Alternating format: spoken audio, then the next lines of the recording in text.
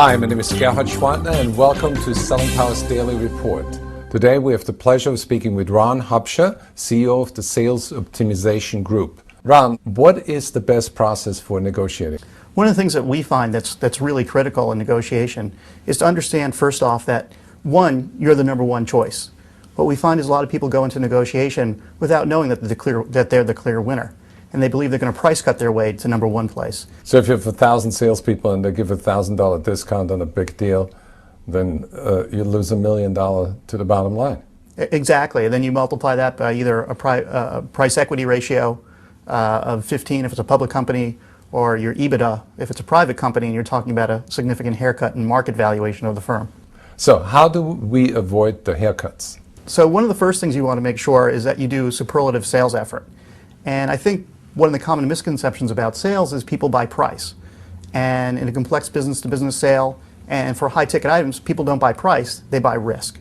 And if in your sales process you can show that you're the least risky solution, price becomes almost irrelevant. Now, there are so many buyers that go to negotiation seminars and so few salespeople that learn how to negotiate effectively. Why is that? We're taught how to sell, but not how to finish the sale with a positive negotiation.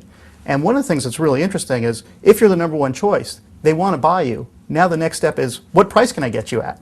And they're trained just to say, where can I squeeze you? What can I get out of you?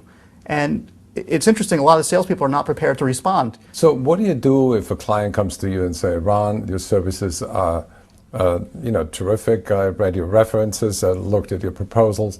You want $50,000 for that 6 months training program. I have only $30,000 in my budget. There's two issues that I would look at there. One, earlier in the sales process, you want to ferret out the budget issue because you want to be proactive and be preemptive on that. If you're sort of in a reactive mode, you go, great, Gerhard, tell me about your budgeting process. Well, what if I said, that budget got just cut last week? When I look at the budgeting issue, I look at what other places budget can come from, and if there's no other places budget can come from, I look at, where's the next budgeting cycle? If they say, my boss asked me to keep that expense lower because we need to allocate some of the funds for some other things that we haven't had in the budget. And one of the things I always try and do is refocus back on value. So we look at, if we do this project correctly, we're creating X amount of dollars of value. And it's really interesting, a lot of companies don't do that analysis up front. So they don't know the value they're creating and they're left to defend price. So what I typically like to do in part of my negotiation strategy is always talk about the value created to the customer. So what you're saying is be prepared and anticipate a price negotiation and build value up front. And one of the things that we stress with all our clients is to create some kind of value creation mechanism. So the way we sell our business is we talk about what a 10, 20, 30% increase in sales is going to do to your market valuation. So how do you do this? By asking questions or by asking them to put a price tag on the change that you're going to be responsible for?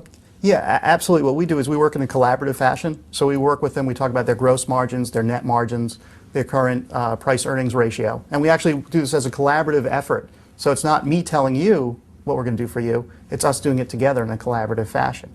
And the numbers that we talk about, if you take a $100 million company and you say we can help you double your market valuation, the marginal difference that we charge becomes negligible. And we actually very rarely get into any kind of price negotiation. People say, when can you start? How do you work on a compromise when a lot of people say, let's split it in the middle, and then you're caught in that? Instead of cutting price, why not say, in order to make sure this project's successful, which is what we all want, what if we can offer you an additional 2 weeks of training, or give you on-site training, or give them something that helps continue lowering the risk that's not a dollar for dollar trade-off. The cost of training might only cost you 10% of the value of that training.